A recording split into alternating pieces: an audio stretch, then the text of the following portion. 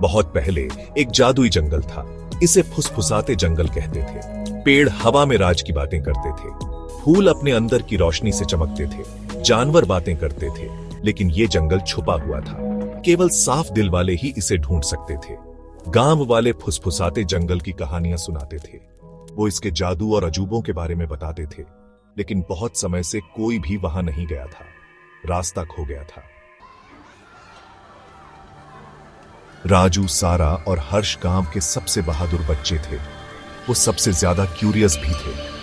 उन्हें फुसफुसाते जंगल की कहानियां बहुत पसंद थीं। एक दिन उन्होंने इसे ढूंढने का फैसला किया। हम जंगल ढूंढ सकते हैं, राजू ने कहा। मुझे पता है हम कर सकते हैं, लेकिन कैसे? सारा ने पूछा। रास्ता तो खो गया है, हर्ष मुस्कुराया। हम रास्ता ढूंढ लेंगे, उसने कहा।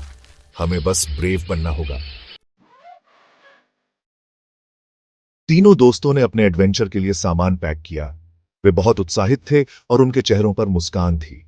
राजू रस्सी लाया, सारा खाना लाई। हर्ष ने अपने बैग में कुछ जरूरी उपकरण रखे। हर्ष एक पुराना और फीका नक्शा लाया। नक्शा बहुत पुराना था, लेकिन उसमें छिपे रहस्यों को जानने की उत्सुकता थी। जाने का समय हो गया था। तीनों दोस्तों ने एक दूसरे को देखा और मुस्कुराए। वो नक्शे पर दिए रास्ते पर चलकर एक पुराने पेड़ तक पहुंचे। रास्ता कठिन था, लेकिन वे डरे नहीं। ये पेड़ जंगल के बाकी सभी पेड़ों से बड़ा था। उसकी शाखाएं आसमान को छू रही थीं। नक्शे में लिखा था कि पेड़ को छुओ। वे सभी ध्यान से नक्शे को पढ़ने लगे। राजू, सारा और हर्ष ने खुरदुरे पेड़ पर अपने हाथ रखे। अचानक पेड़ चमकने लगा। वे हैरान रह गए। उसके तने में एक दरवाजा दिखाई दिया। दरवाजा धीरे धीरे खुलने लगा। फुसफुसाता जंगल इंतजार कर रहा था। वे एक नई दुनिया में प्रवेश करने वाले थे।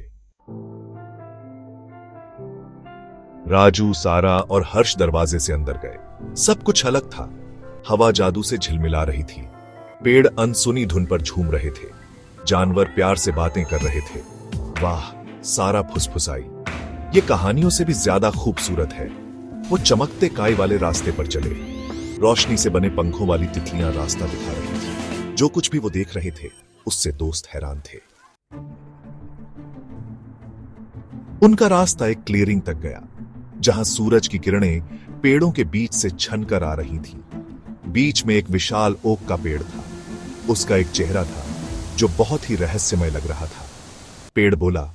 उसकी आवाज गहरी और गड़गड़ाती हुई थी, जैसे कोई प्राचीन रहस्य बता रहा हो। आगे बढ़ने के लिए मेरी पहेली सुलझाओ, पेड़ गरजा।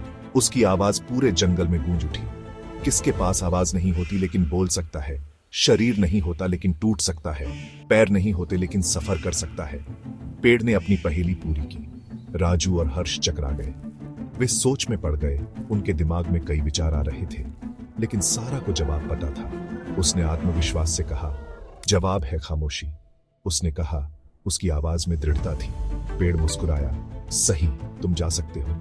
उसकी मुस्कान में एक संतोष था। पेड़ ने रास्ता खोल दिया और वे आगे बढ़ गए, एक नई यात्रा की। आगे वो एक नदी पर पहुंचे। नदी बहुत चौड़ी और गहरी थी और उसके पार जाना आसान नहीं था। ये जादू से जगमगा रही थी। पानी में चमकते हुए रंग बिरंगे पत्थर थे, जो एक अद्भुत दृश्य बना रहे थे। लेकिन एक विशाल कछुआ उनके रास्ते को रोक रहा था। कछुआ बहुत पुराना और बुद्धिमान दिख रहा था। पार जाने के लिए कछुए ने कहा, मेरे सवालों का जवाब दो। उसकी आवाज गहरी और गूंजती हुई थी। क्या हमेशा आ रहा है लेकिन कभी नहीं पहुंचता? दोस्तों ने एक दूसरे की ओर देखा और सोच में पड़ गए। क्या हमेशा पास है लेकिन कभी यहां नहीं होता? सवाल और भी कठिन हो गया। सभी ने गहराई से सोचना शुरू किया। किसके पास आवाज नहीं है लेकिन फिर भी जवाब दिया जा सकता है? दोस्तों ने खूब सोचा। वे सभी मिलकर जवाब ढूंढने की कोशिश कर रहे थे।